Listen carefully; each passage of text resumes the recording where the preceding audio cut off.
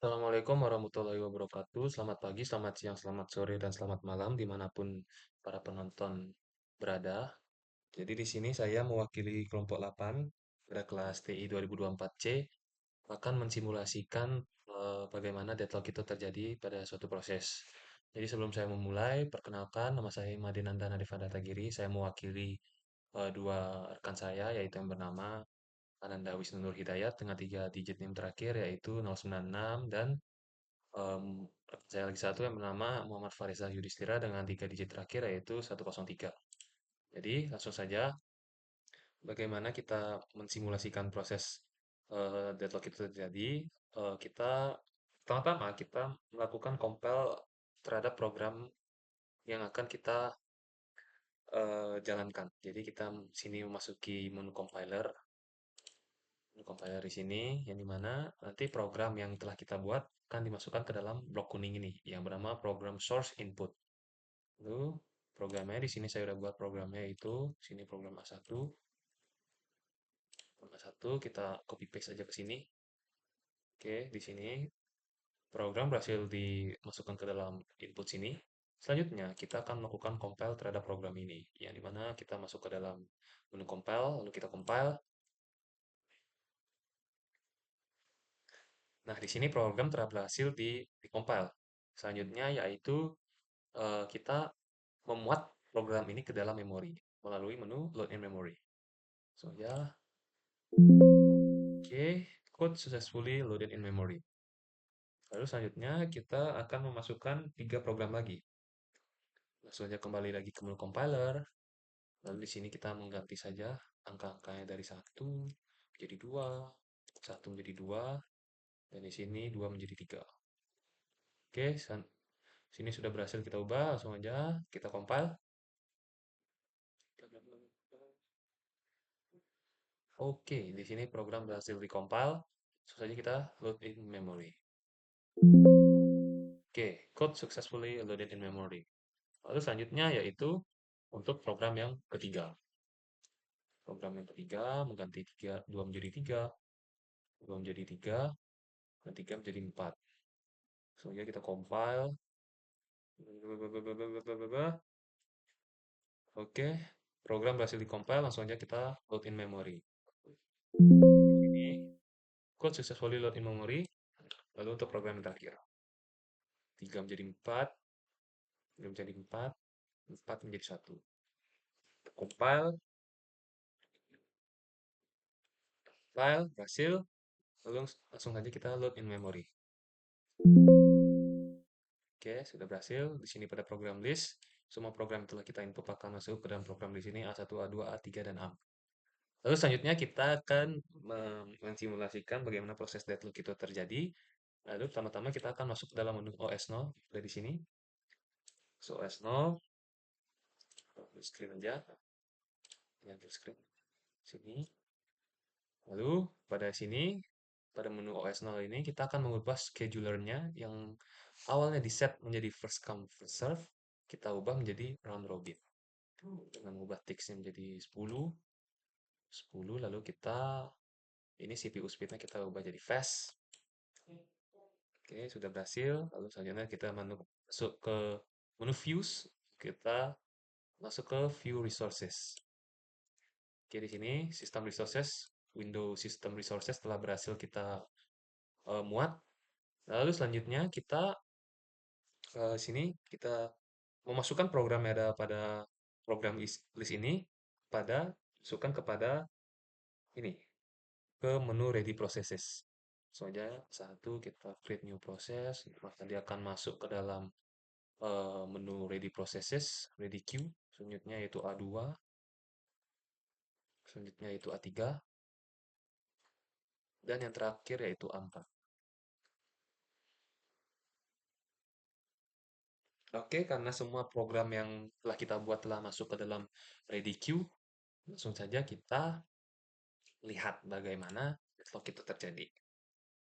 Oke, kita balik ke OS control, langsung aja kita start.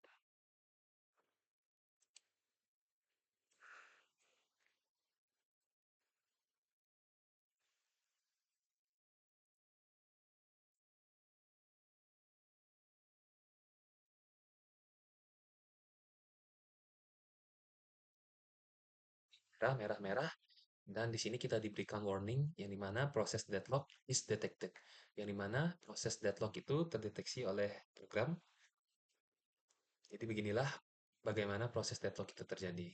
Lalu kita akan masuk kepada langkah-langkah untuk mencegah dan memulihkan proses dari deadlock ini. Yang sebelumnya kita melakukan rilis dulu, rilis supaya kembali ke normalnya. Rilis, rilis. Oke, sini lalu kita clear dulu. Kita, oh ya, di stop dulu, kita programnya kita stop dulu, lalu kita clear. Oke, lalu kita akan masuk ke metode prevent. Pada bagian ini yang dimana di metode prevent terdapat tiga proses, yaitu pertama disallow hold and wait, disallow circular wait, dan yang terakhir yaitu use total ordering. Lalu sebelum kita masuk ke proses-prosesnya, kita load dulu di ready queue. A1 kita masukkan ke ready queue, begitu juga dengan A2, begitu juga dengan A3, dan yang terakhir yaitu A4. Oke, di sini kita berhasil memasukkan ke ready process. Langsung saja kita menjelaskan apa itu disallow hold and wait. Apa itu disallow hold and wait? Disallow hold and wait memiliki arti proses tidak memegang satu resource sambil menunggu resource lain. Lalu bagaimana caranya? Proses harus merequest semua resource yang dibutuhkan di awal sebelum eksekusi. Kalau semua resource tersedia, proses bisa berjalan, tapi kalau tidak, proses harus menunggu tanpa memegang resource apapun. Lalu kita lihat bagaimana implementasinya pada program ini. Kita langsung cek di sini. Cek. Oke, aman, aman, aman. Langsung aja ini program sudah masuk ke ready proses, langsung aja kita start. Oke, kita sambil tunggu. Sambil tunggu, tunggu, tunggu.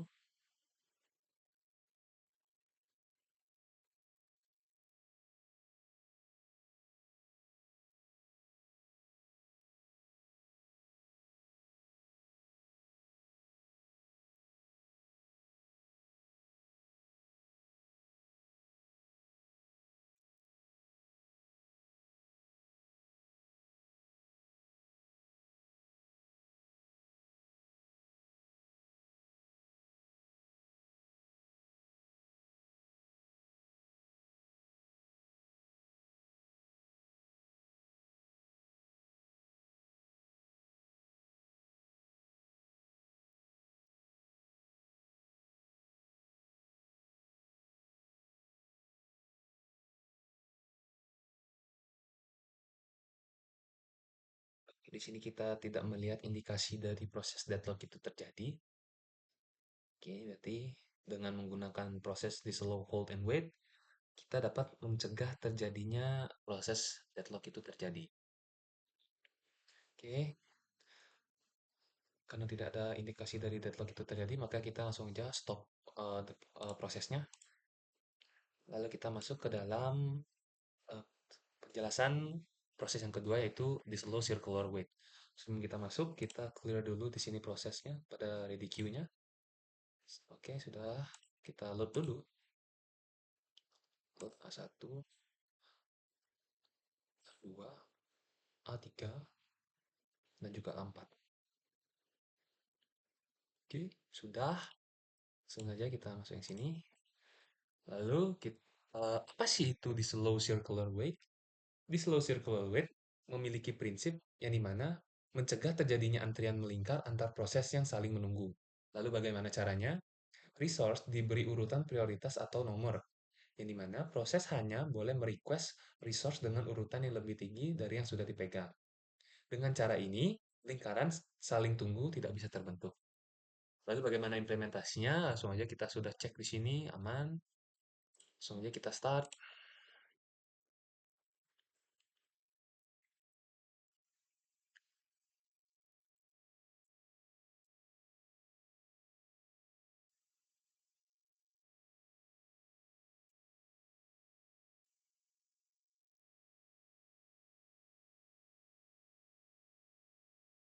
Sini ada merah, sini juga merah.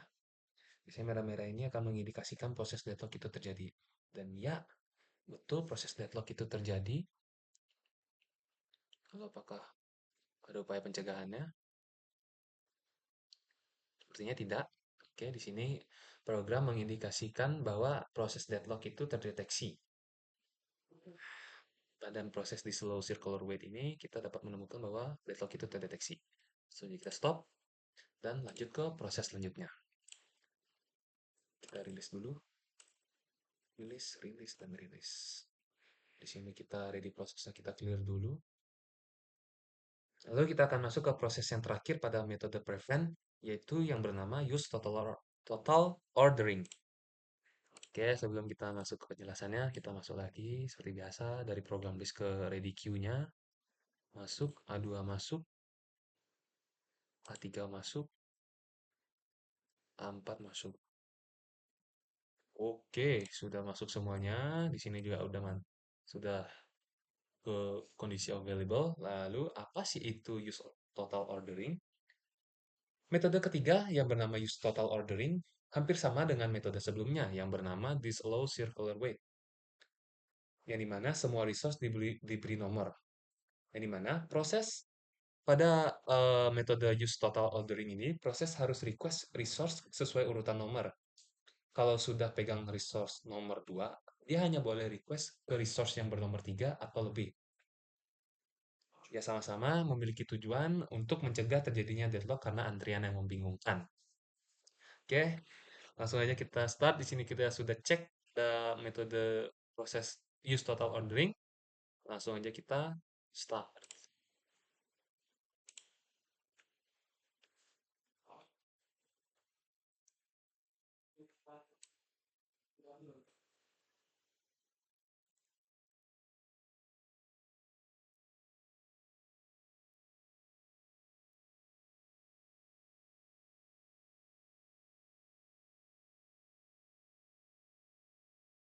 Ini ada merah di R4.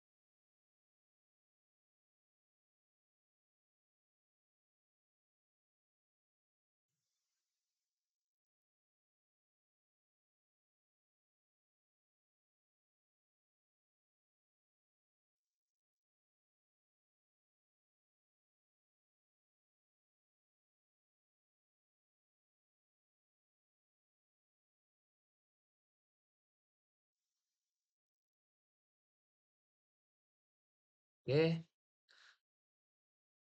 di sini pada proses use total ordering kita tidak menemukan indikasi terjadinya deadlock. Dan juga di R4 tadi merah sudah berubah menjadi kuning. Oke, kita berhenti. Begitu saja untuk pada metode prevent, proses disallow hold and wait, disallow circular wait, dan yang terakhir adalah use total ordering. Selanjutnya yaitu pada metode recover atau memulihkan. Pada metode recover ini terdapat dua proses yang dimana yang pertama adalah abort processes dan yang kedua yaitu preempt resource. Bagaimana hal itu bisa diimplementasikan? Kita rilis dulu. Rilis, kita masukin dulu program di sini. Boleh diproses A1, A2, A3, dan yang terakhir A4. Selanjutnya kita masuk ke proses yang pertama yang bernama abort processes. Apa itu abort processes? Abort processes adalah metode yang dimana kalau sudah terlanjur terjadi deadlock, sistem bisa membatalkan atau mematikan proses tertentu. Biasanya proses yang dipilih adalah yang prioritasnya paling rendah atau yang paling lama menunggu. Memang cara ini bisa mengorbankan proses yang sedang berjalan, tapi bisa langsung memutus kondisi deadlock.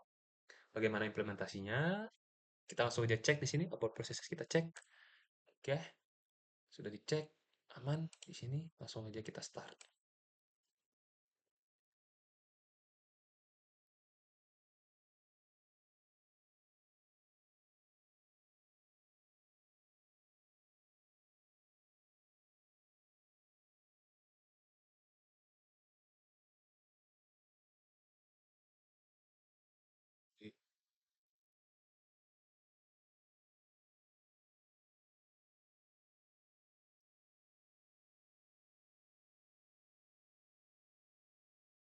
Nah, di sini ada indikasi terjadinya deadlock.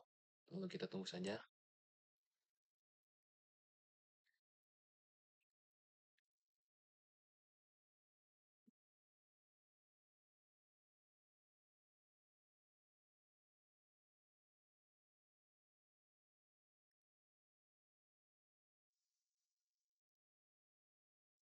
Di sini program menunjukkan proses deadlock itu terdeteksi. Lalu apakah dengan menggunakan proses abort processes ini dapat mengatasinya? Nampaknya di sini bisa teratasi. Eh, Pemberitahuan bahwa deadlock itu terdeteksi langsung saja hilang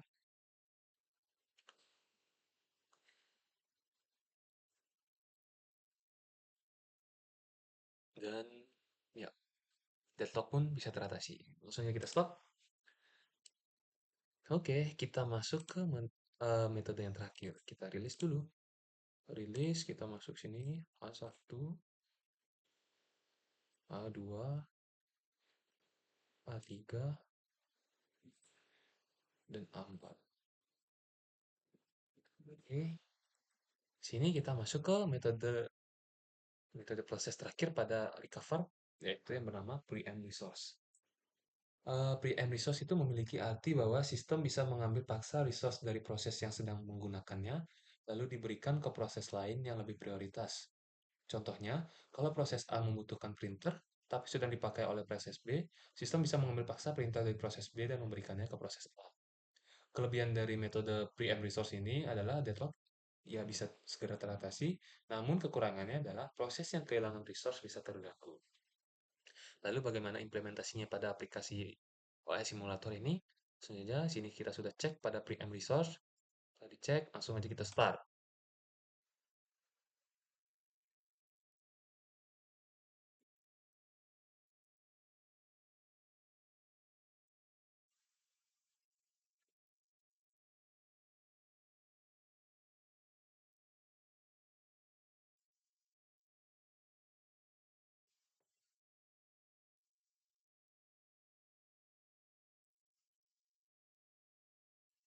Oke, di sini program menunjukkan indikasi bahwa proses deadlock itu terdeteksi. Lalu bagaimana? Apakah dengan menggunakan metode preempt resource ini dapat mengatasi terjadinya proses deadlock itu? Kita sambil lihat aja.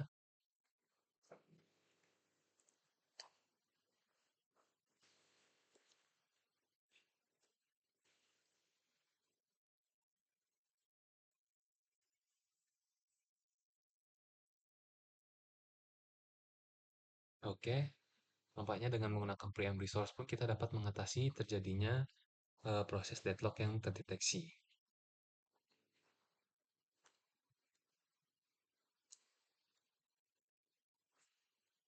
Oke, aman ya. Di sini deadlock pun sudah terkendali, bisa dicegah melalui metode preamp resource.